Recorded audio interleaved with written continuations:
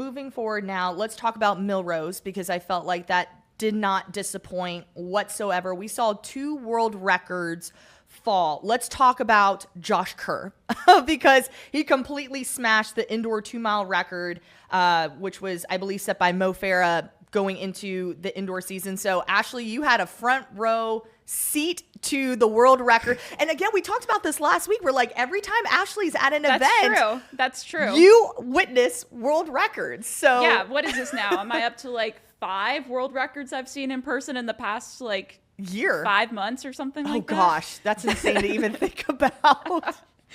But yeah, let's talk about that 2-mile world record. You know, going into Millrose, I think about a month ago, Josh Kerr, he like shot his shot. You know, he was like, you know what, guys, I'm going to go for this 2-mile world record.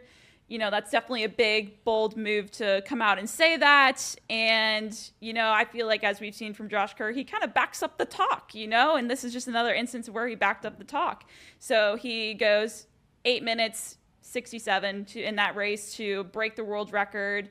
I mean, it was just a marvelous race to watch. You know, they were kind of going out in some 61s there, but then toward the end, he started crushing out some 59s, you know, getting back on that world record pace. And I mean, you could just tell that he wanted this, right? Like the way he was able to, he and Grant Fisher had been running together for quite some time for the majority of this race.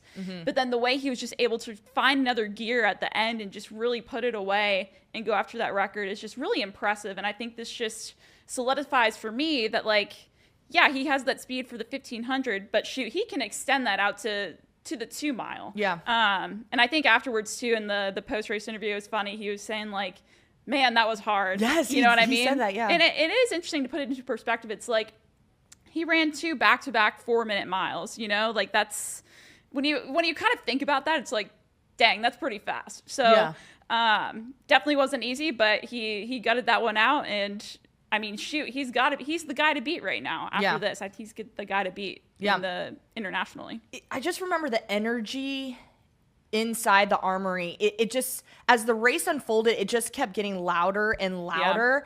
Yeah. And I want to give a huge shout out to Grant Fisher, who like started taking the lead towards the end of that race before Josh Kerr made his move. I believe the last, what was it, maybe 300 meters or so? It was toward the end. Last 400 or so. But Grant Fisher also broke the American record with an 8:03, which was huge. We saw a lot of like national records fall over the weekend. Yes.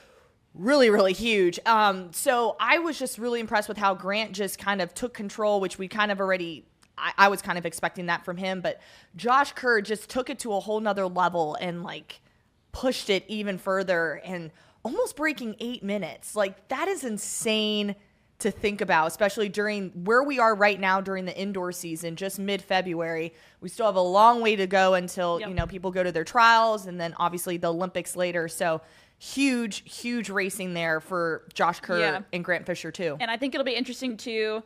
I believe I saw that this week he's going to be making a decision whether or not he's going to compete at World Indoors, I believe. So I think that could technically be maybe the next step for him. So I guess now it's just like, where do you go from here? Does he compete at World Indoors? Does he now completely shift his focus to training again and getting ready for outdoors with obviously the Olympics in sight? We'll have to see. But that was definitely one of the great performances we saw. Only one of the great performances we saw on the day at Millrose. Question. Yes. Do you think Jakob was watching? Yes. I want to say yes. I feel like everybody was kind of tuned into Millrose. It was the big event. Well, also, think about this little rivalry they have right here. I think that thing, it's heated. It's heated. There is some trash talk, I think. Yeah, I mean, coming down the pike a little bit. I like to say that I would like to think that he was watching. I know he's obviously skipping indoors this year because he's been dealing with an injury, but I've seen that he's been doing a lot of, he's still kind of trash talking. He's been doing a lot of interviews I've seen with a lot of Norwegian media and just talking about like. Why do you lead?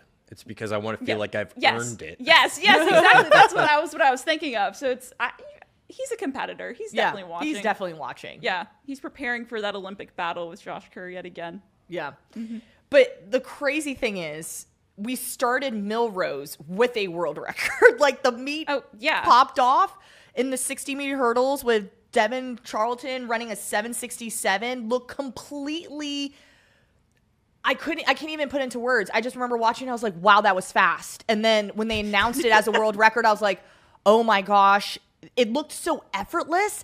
And just after talking with Devin, like as they were kind of walking through the mix zone, like Devin was saying, I've been working so hard for this. It's been on my vision board. I knew it was coming. It was just a matter of time. And then boom, happened at Millrose. Devin wasn't really surprised. I think everybody around us, I think just because that's when the television broadcast was kicking off, that it was like, oh, well, that's how we're starting Millrose is with a world record. So what did you think about the 60-meter hurdle race there? Yeah, kind of the same. Like, I wasn't expecting to see a world record, to be honest, in that race. But then, I'm just looking through I was taking photos. I was like, just looking through my lens, and I'm just tracking as she's running. And, I take the pictures. I'm like, oh, she like won pretty sizably. Yeah. And then all of a sudden the announcer in the armory is like, that's a world record. And I'm just like, what? Like, again, it was something where I wasn't necessarily expecting that to happen. But we do know Devin Charlton is a competitor. She runs for the Bahamas. Yes. As you mentioned, listening to her talk afterwards, she herself said that like she wasn't necessarily surprised, but that she knew going into this race that like if she ran a hard effort, she thought she could accomplish anything, which is obviously great confidence for an athlete to have. So yeah, she's on top right now. She's on top. On top, and I love it.